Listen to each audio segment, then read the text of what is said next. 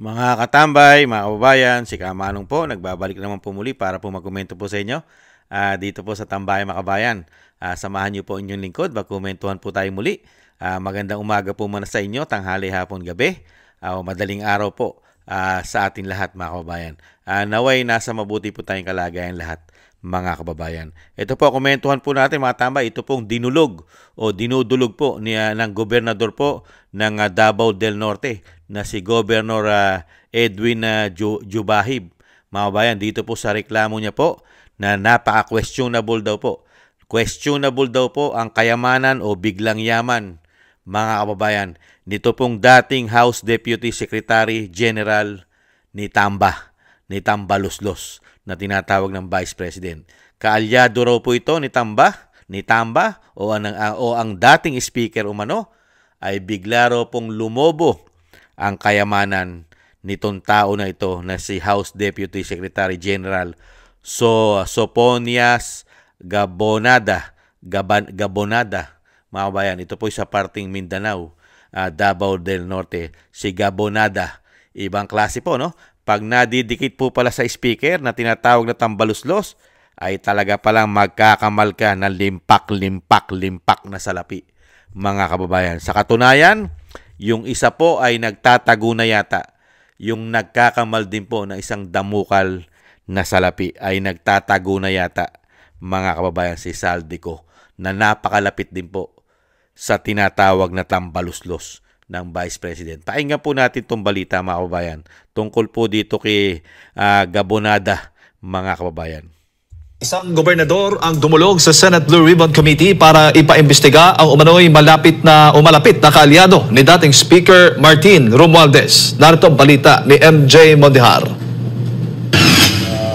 Nasa Senado ngayong Lunes, September 29, si Davao del Norte Governor Edwin Jubahib para paimbestigahan sa Senate Blue Ribbon Committee ang isang issue na hindi may paliwanag na yaman.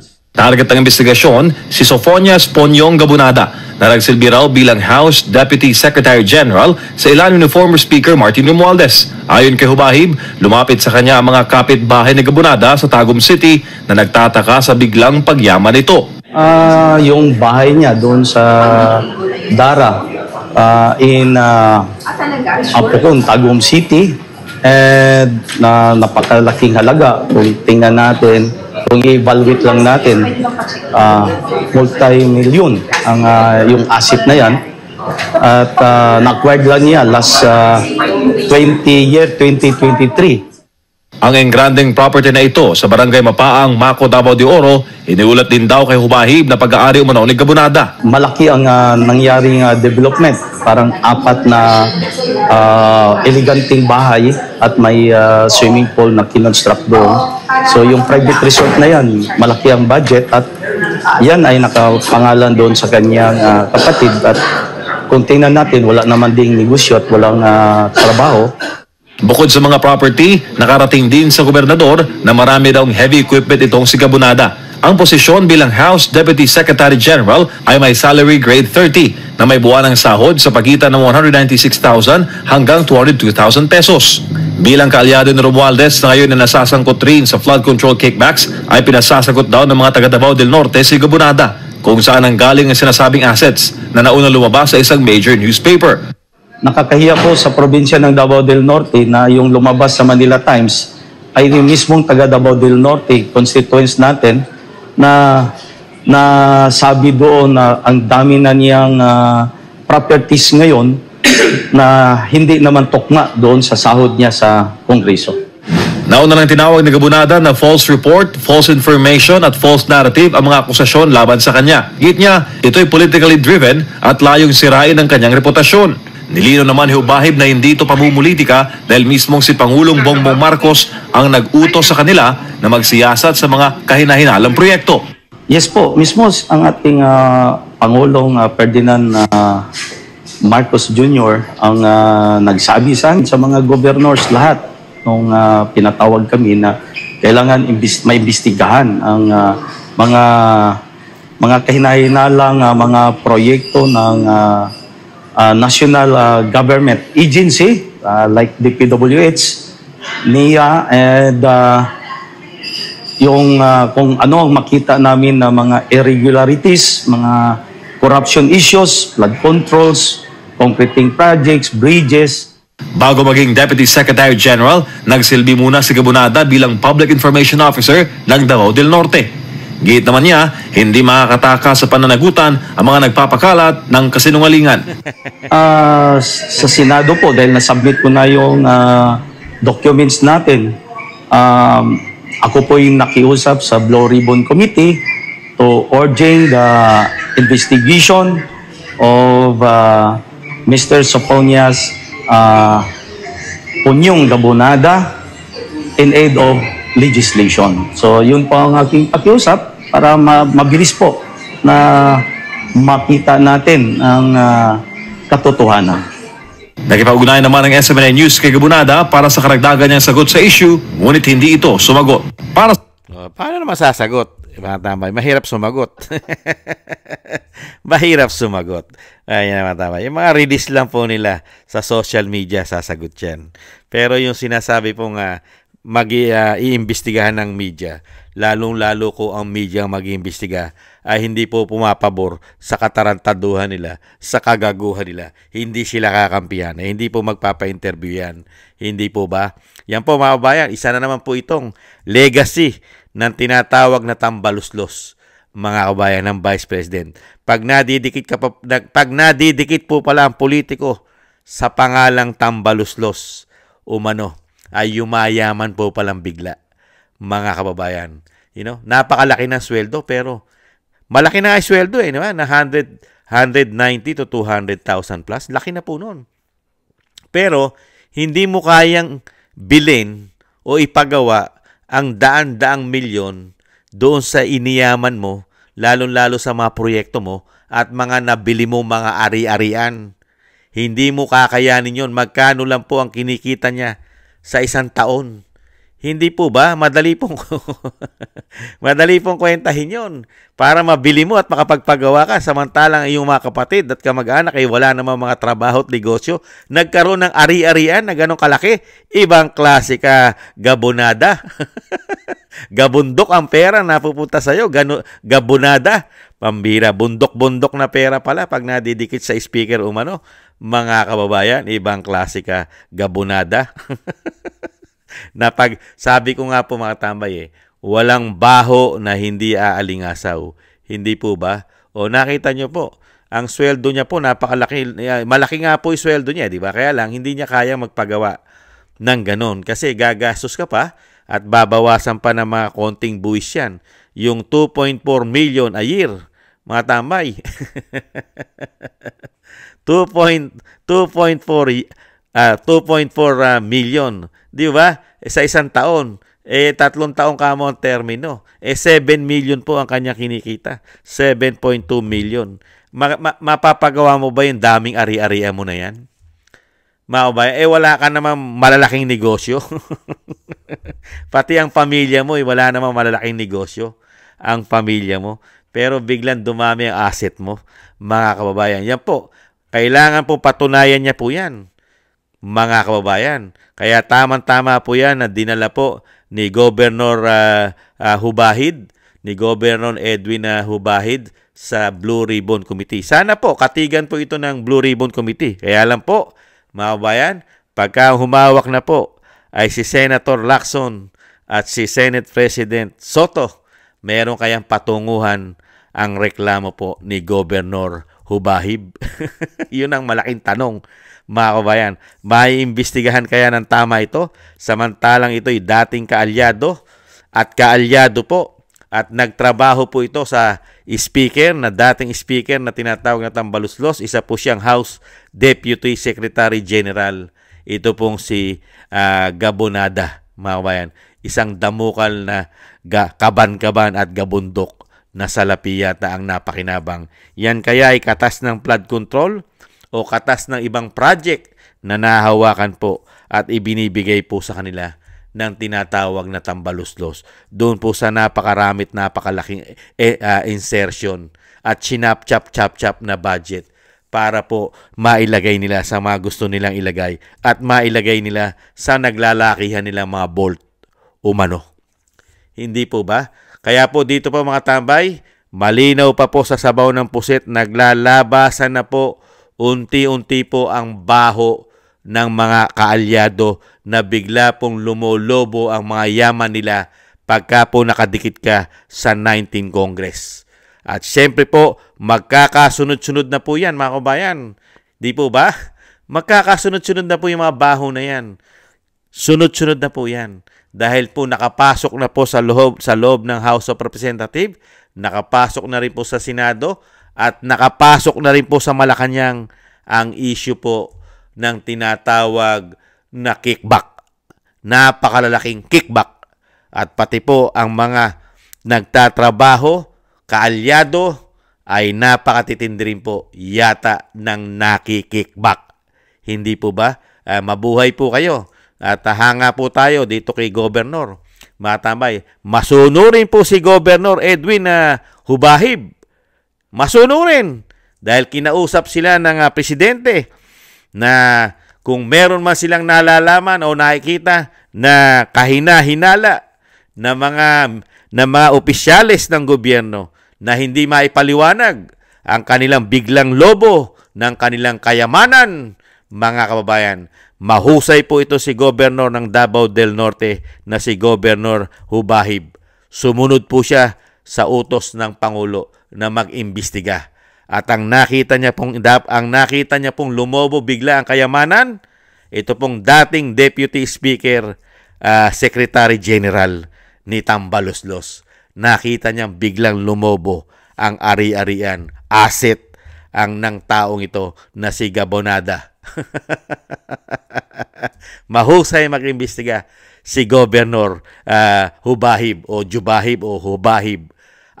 Tayo po'y humahanga po kay Governor ng Davao del Norte dahil isa po kayong tunay po na naglilingkod sa ating bansa at talagang kinukundina nyo ang mga ganitong gawain ng mga politikong nagpakasama at nagtatrabaho sa gobyerno katulad ng isang House Deputy Secretary General na si Soponias Gabonada, matambay, ay nakita po ni Governor na itong tao na ito ay malayong-malayo sa kanyang kinikita ang mga naipundar nito na hindi maipaliwanag na ubod ng laki na lumolobong kayamanan ni Gabonada. Maraming salamat po sa inyo, Governor, sa inyo pong mga investigasyon sa Davao del Norte. Sana rin po, meron pa tayong matitinong gobernador na katulad po ni Governor Hubahib na handa pong i-expose at imbestigahan ang mga politiko. Kahit po ang nagtatrabaho sa politiko ay kailangan po talaga ito ay ma-expose o talagang managot at kailangan maibalik sa taong bayan o sa kabang yaman ng ating bansa ang mga perang kinikbak o mga ninakaw nila, mga kababayan. At ito po'y dapat panagutan, lalong-lalo po pag napatunayan na po ang mga ibinibintang sa kanila, katulad po ng sinasabi ni Governor Hubahib na napakahirap po paniwalaan ang biglang lobo dahil nga po ito'y kaalyado at kadikit at dating nagtatrabaho kay Tambaloslos, mga kababayan. Unbelievable. Yan po ang mga legacy na iniiwan po ng binagoong Pilipinas at ng 19 Congress. Grabe po sila mag-iwan ng legacy sa mga Pilipino. Sa atin, puro po corruption, pera. Lahat po sila. Mukhang tama po yung sinabi po nila na sila po'y yayaman lahat. Nung sila po'y sinabi po nila na yayaman daw po, hindi pala ang Pilipinas. Ang yayaman pala ay sila lang, mga kaalyado, mga kababayan. Pag hindi ka kaalyado, mahina lang ang pagyaman mo. Pero pagka talagang kaalyado ka at malapit na malapit ka pa sa speaker, ay napakabilis naman, bigla-bigla ang pagyaman mo. Yun po pala ang kanilang legacy na iiwan sa atin. Wala palang maghihirap at wala palang magiging milyonaryo. Puro bilyonaryo pala pagkakaalyado na nila, mga kababayan. Kaya sana po, Sana po hindi po ito mapolitika dahil ito po ay malapit sa speaker, sa dating speaker. At alam naman po natin na iniiwasan din po nila imbestigahan ng dating speaker na tinatawag na tambaluslos ng Vice President. Mga kababayan, hindi po ba iniiwasan po nila imbestigahan yan? Kahit po yata sa Senate Blue Ribbon Committee, kinatatakutan po yata nila ang tinatawag na tambaluslos at yung nasa Malacanang. Hindi po ba? Baka po ito'y mabasura lang. Hindi kaya ito'y mabasura lang ng Senate Blue Ribbon Committee dahil ito po ay may kaugnayan sa kanyang dating amo na tinatawag na tambaluslos. Hindi kaya ito'y mabasura lang at maupuan lang ng Senate Blue Ribbon Committee? O sinasabing ito po ay magiging house show lang ang investigasyon? House show lang, mga kababayan? Hindi po ba? Kaya nga po, paano tayo bobolahin at gagawin tangat bobo ng mga politiko na ito? Na merong isang dating speaker na tinatawag na tambaluslos na kailanman daw ay hindi siya magnanakaw sa pera ng bayan dahil hindi naman daw niya kailangan na magnakaw. Pero yung mga nakadikit sa kanya lahat, grabe po ang mga perang hindi maipaliwanag at kailangan nila ipaliwanag ngayon. At yung isa nagtago na dahil sa dami ng pera na ayaw niya ipaliwanag sa mga Pilipino. Ayaw niya magsalita. Bakit siya nagkaroon ganong karaming pera na bilyon-bilyon at napakaraming ari-arian na napakahirap ipaliwanag sa kanyang kinikita bilang isang representative at katulad po nito na isang House Deputy Secretary General ni Tambaluslos, mga kababayan. Hindi po ba? Kaya nga po, kung ang mga taong ito katulad ni Gabonada ay yumayaman ng ganyang kayaman, di hamak pagka ang inimbestigahan mo na ang mga ulo, ang malalaking ulo katulad ni Tamba. Kung si Saldico nga, nakakalula na ang yaman, di lalo pa pag iniimbestigahan mo na ang paglobo at dami ng kayamanan umano ni Tamba at ng Pangulo na tinatawag na may issue na pulburon. Hindi po ba, mga kababayan? Abangan na lang po natin mga tambay kung ano po mangyayari dyan. At sana po dinggin po ng Senate Blue Ribbon Committee at sana rin po ay tulungan pong imbestigahan po ito lalong-lalo po ni Senator Rodante Marcoleta. Sana po back-upan po ito ni Senator Marcoleta. Ito pong si Governor Hubahib, mga kabayan, para po lumabas pong katotohanan, mga kabayan, at marami pa pong mabunyag na nagsiyaman na mga politiko at mga tauhan ng politiko. Hindi po ba? Kaya po wala pong nangyari sa ating bansa. Wala pong nangyari sa ating mga buwis at wala rin po nangyari sa napakarami pong trilyon-trilyon na inutang nila ng 3 taon. Wala pong nangyari. Ang nangyari lang po ay puro po sa kanila napunta at sila po ang nakinabang at ang buong pamilya nila ang nagsiyaman. Ang mga Pilipino, araw-araw pong nagtitiis, naghihirap, hirap na po pagkasyahin ang kakarampot nating kinikita. Samantalang sila, grabe pala silang magkamal ng walang kahirap-hirap. Easy money lang pala sa kanila na magkapera ng daan-daang milyon at daan-daang bilyon, mga kababayan. Yan po ang nangyari po nung pumasok na po sila. Iba na po ang lakaran nila. Puro korupsyon na po ang kanila pong priority sa ating bansa. Korupsyon.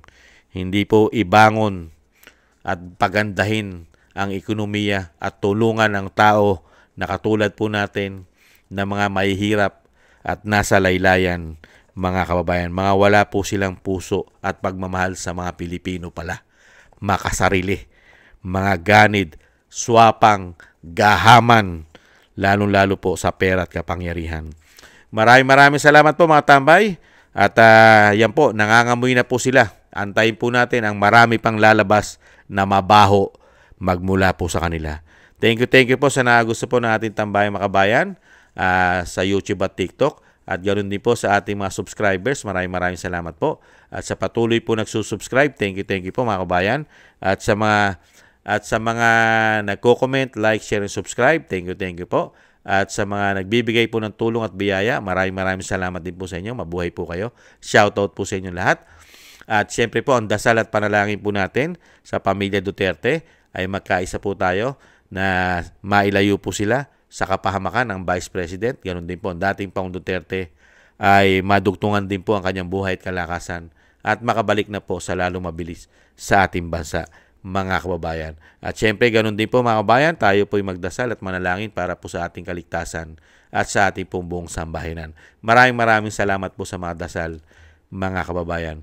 Muli po mga kababayan, tiis-tiis lang po at makakabangon pa po ang ating bansa sa mga ginawa po nilang kawalanghiyaan, katarantaduhan at kasakiman.